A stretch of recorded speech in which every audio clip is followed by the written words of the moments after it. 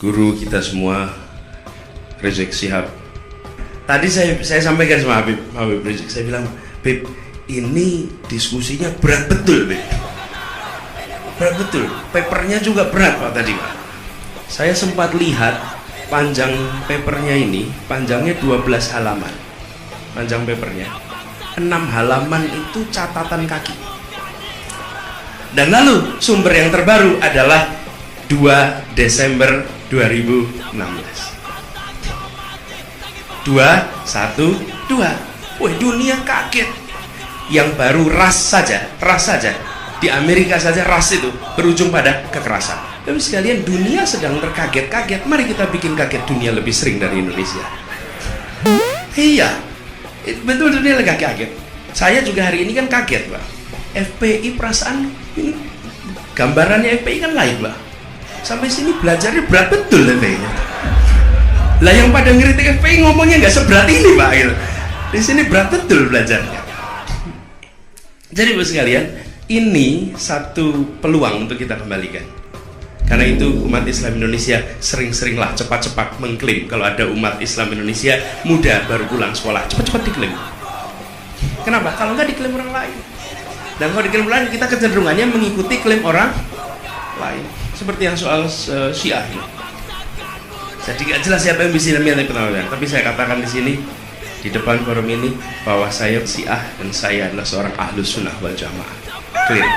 Adalah keluarga dari dulu. Jadi kami itu dulu orang tua kita pendiri PAI, Partai Arab Indonesia.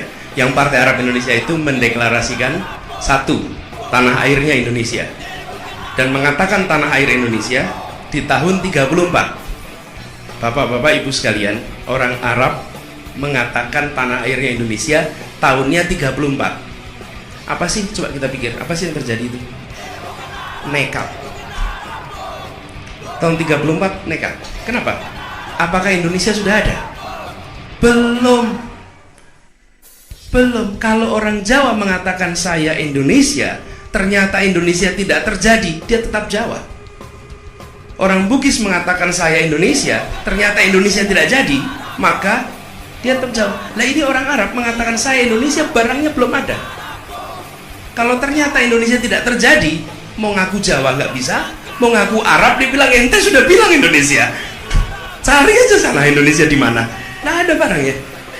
Mereka itu menyatakan sumpah pada tanah air Indonesia sebelum Indonesianya ada. Tidak ada yang lain yang melakukan itu kecuali keturunan Arab di Indonesia. Tidak ada yang melakukan itu. Dan ini dilakukan siapa? Seluruh kelompok. Cikal bakalnya mana? Cikal bakalnya Jamiatul Khair. Saya sampaikan kemarin juga di Jamiatul Khair 115 tahun. Saya diundang hadir itu ketika saya masih Mendikbud. Pertanyaan yang kedua adalah Wahabi. Wah ini lebih susah lagi saya. Gimana jelasinnya? Di satu sisi dibilang Wahabi, di satu sisi dibilang sialah, bukankah ini musuhan gitu. Kira-kira kalau orang jamaah bilang keke ini jelasinnya gitu. Kira-kira gimana kita jelasinnya ini gitu. Ini saya juga nggak bisa jelasinnya. Yang Wahabi ini piye nyambungnya. Jadi ini sudah langsung aja dijawab. Saya Wahabi dan tidak ada penjelasan lain, titik gitu aja. Kemudian yang ketiga adalah liberal. Liberal, saya rasa liberal ini saya sama sekali tidak pernah diberi label liberal sampai menjadi rektor di Universitas Paramadina. Insya Allah. Jadi saya ini lagi bukan liberal. Kalau liberal mungkinkah PKS kira-kira dukung mengajukan saya sebagai calon? Kira-kira PKS loh ini? Nggak mungkin lah. Tapi justru saya kenal dengan Pak Dayat sudah lama, sudah puluhan, lebih dari 10 tahun, 15 tahunan. Ketika itu saya masih kuliah, saya sudah kenal Pak Hidayat. Jadi kita, dan insya Allah kita akan sama-sama perjuangkan. Saya kemarin sampaikan, kita ingin Jakarta kembali jadi rumah kita. Ini bukan Arab, ini bukan Arabku, bukan. Ini bukan Arab, ini bukan Arabku, bukan. Kau paksakan budaya, tapi kita bukan di Arab, di zaman Nabi. Cepat-cepat kau mati, lagi pahalamu di surga, surga mau neraka kau.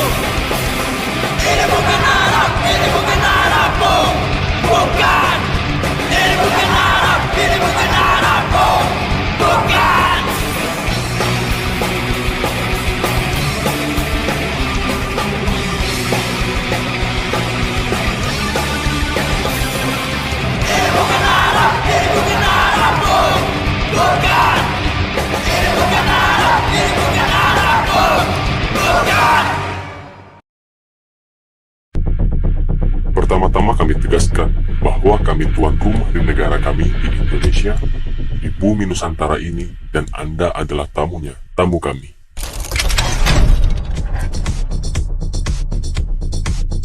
Kami kini kecewa karena penerimaan kami yang ramah kepada para tamu disalahgunakan oleh Anda dan kaki tangan Anda di sini untuk mengubah perilaku dan cara kami berkebudayaan dan berperadaban. Jelas kami punya cara berpakaian sendiri. Kami punya warisan budaya dan tradisi dari leluhur nenek moyang kami sendiri yang berwarna-warni, dan kami terus mengembangkannya sesuai zaman secara kreatif. Anda telah mengatur cara kami berpenampilan dan berpakaian, hingga mengubah penampakan warga negeri kami. Tuhan yang Anda sembah adalah Tuhan yang kami muliakan juga. Tuhan yang tidak menyeragamkan, Tuhan yang menciptakan manusia yang bermacam-macam ragam, bersuku-suku, dan berbangsa-bangsa. Bahkan juga ada aneka keyakinan dan agama. Pakaian Anda seperti itu karena tinggal di lingkungan seperti itu, seperti gurun pasir dan Sahara, dan pakaian kami seperti ini karena kami tinggal di lingkungan seperti ini, wilayah tropis di Khatulistiwa. Kami bukan bangsa yang gelap mata, hanya karena lihat rambut indah wanita, dengan bahunya yang terbuka dan sedikit belahan dada, juga kaki jenjang dan betis yang indah. Lagi pula, buat apa belajar agama kalau tidak bisa menahan diri, menahan nafsu melihat dandanan wanita? Sebenarnya fungsi agama buat apa? Kalau sekedar menahan nafsu hewaninya saja tidak bisa. Sudah naluri mereka, para gadis dan wanita, untuk memamerkan kecantikannya, dan naluri kami, kaum lelaki, untuk melihatnya. Sama-sama saling menarik perhatian dengan cara kami masing-masing, dengan cara elegan, anggun, dan artistik, sangat manusiawi, berperadaban dan berkebudayaan. Kami adalah manusia seutuhnya. Jangan Anda memborong kesopanan dan kebiasaan sesuai versi Anda. Bangsa kami juga punya tata kerama, kesantunan, dan yang utama adalah kami punya akal budi, punya daya, budidaya atau budaya. Tuhan menurunkan kami di bumi Nusantara untuk menjadi Indonesia bangga dengan identitas Indonesia, bukan untuk menjadi bagian dari jazirah dan negeri jajahan Anda, setidaknya negeri jajahan budaya Anda.